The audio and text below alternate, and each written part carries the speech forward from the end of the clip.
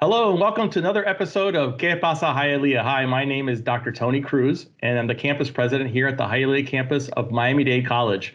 And today I have a special guest with me, PJ Rivera. PJ is a partner with Deloitte Consulting. And just a little side note, PJ was one of my students back in the day at Florida International University, and he's done a whole lot since then, and I'm very proud of him and all his accomplishments. So I'm going to get set started, and PJ, welcome. And I'm going to ask you a few questions and to learn more about you and the things you've been doing since you were a student at FIU. And also, I just wanted to mention, you're also an AA graduate, right? You had an associate's degree from a community college while you were in high school. You're a dual enrollment student. So just for those individuals out there that are currently pursuing an AA degree, your path could be just like PJ. So PJ, welcome. And I want to just start off, you graduated and then moved away from Miami in 2006. Can you share with us your diverse journey and how you ended up now, with this really amazing position at Deloitte? Absolutely. Thank you so much, and really great to be here today. So back in 2006 at FIU, I was able to snag an internship through the Hispanic Association of Colleges and Universities, HACU. Mm-hmm. And with that, I went over to support the federal government in Washington, D.C. I went in as a public health advisor. I loved it. At the end of that time, I was offered an opportunity to stay on, and I stayed in D.C., leaving Miami and leaving my family in Florida, and had an incredible 3 years. However, over those 3 years, I realized, you want to know what? Government has a lot of challenges in terms of not policy, but also like how do we organize and build really strong organizations and organizational capabilities to deliver on that policy. And during that time, I realized I want to go back to grad school and learn about how do you work on strategies and organizational transformation in people to better help organizations and agencies deliver on those policies and strategies to support the American people. Awesome. So with that in mind, I went to George Mason University, got my master's in organizational psychology. And from there, I went back into government, spent a couple of years working on different healthcare issues at the U.S. Department of Health and Human Services. And at the end of that, I realized that there is an opportunity to probably help other agencies do this. And that's when I learned about kind of the consulting profession. And at that point in time, I was partnering and working with Deloitte as a client of theirs when I was in HHS, Health and Human Services. And I said, hey, what would it look like to come and support other agencies helping face similar challenges and issues? At that point in time, I did move over to a role in Deloitte as a senior consultant. And I started working on different agency issues and topics, everything from veteran affairs to helping Native American tribes get better access to healthcare.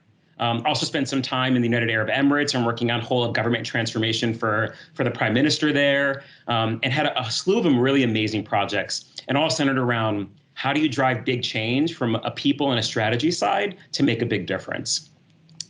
At the end of 6 incredible years, or roughly 7 years, I should say, there was an opportunity to actually go to Marriott International.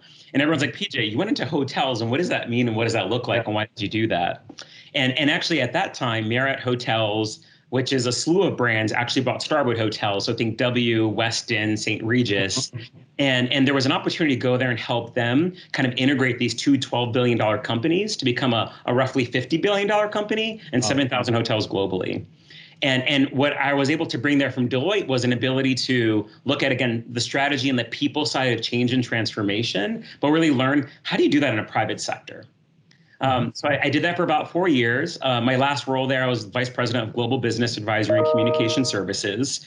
And recently an opportunity came back to rejoin Deloitte as a partner, and really helping Deloitte kind of bring together my mixture of public sector as well as private sector experience to now help other public sector clients, again, drive big transformation and positive organizational change, especially as you look at this environment post COVID-19 or during COVID-19 as we work through this recovery and response time.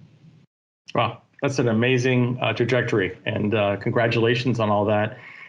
So given that trajectory and everything you've experienced, what advice would you give to our most recent and our future graduates about how to advance in their careers?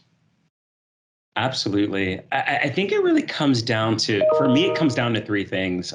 One, I think curiosity is really key. When I think about my early career and what got me from government into Deloitte, that got me into Deloitte, into Marriott, and back to Deloitte again, was I was always asking questions around, well, what can we do differently? Or how do we look at this problem differently? Or how do we connect different dots? And I think because of that curiosity, it also drew me to different leaders and people, which bring me to my second piece of advice, which is always try to find people that you find interesting and reach out to them.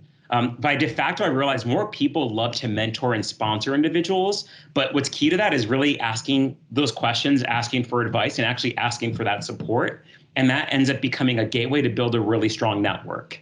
And I think that also leads to my third piece of advice. So we have curiosity. You then have really working with people and those leaders that you're interested in. And then the third part is really about, one, really invest in relationships, and also always invest in questions. I think we always underestimate kind of what relationships look like. And right prior to this interview, we were chatting, and I remember talking to you about how I'm now talking to clients that have been in government and that are in private industry and doing really big things around seamless travel. I've also talked to clients that weren't in healthcare and now in healthcare, and they're asking for help there. But the more you can really, again, get really curious, really invest in leaders and in topics you're interested in, and then build relationships, that network over time will pull you into some really cool and unique things. And those relationships and those friendships now are a part of what has helped me have such a diverse career. Well, that's wonderful advice. I hope that all of those recent graduates and future graduates are listening, because I think they can learn a whole lot from your experiences and what you've been doing. What do you think are the biggest trends that are influencing the transformation, evolution of our largest organizations, whether it be, it could be the for-profit or nonprofit world, and what does that mean for our workforce? Definitely. I think something that's interesting, and a lot of different companies and different researchers have enlightened, but I think COVID-19 has really showed us how virtual we can be.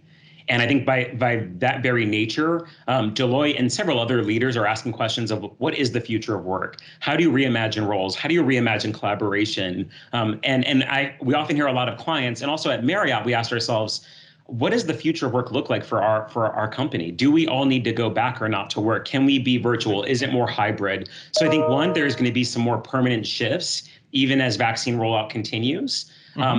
But I also think the positive side of this that I think is really exciting, especially for graduates in the future, is that it really starts to open up the talent ecosystem. And what I mean by that is, typically when you were recruiting, you'd always try to recruit sometimes in typical areas where you might have an office or a location. But I think as we start to look to more virtual workforce of the future, and as we try to fill different positions, I think it means that individuals need to go broader with their searches and opportunities. I also think it means employers are going to be also more fluid in that, which ultimately I think means a lot more opportunity for your students and for a lot of students that are currently either looking at or recently graduating. Yes, definitely. It's changed our world, even in higher ed, the way we're serving our students. And even as we're looking in the future, I think for a long time, we didn't have anybody working remote, and it wasn't something that you did at colleges or universities.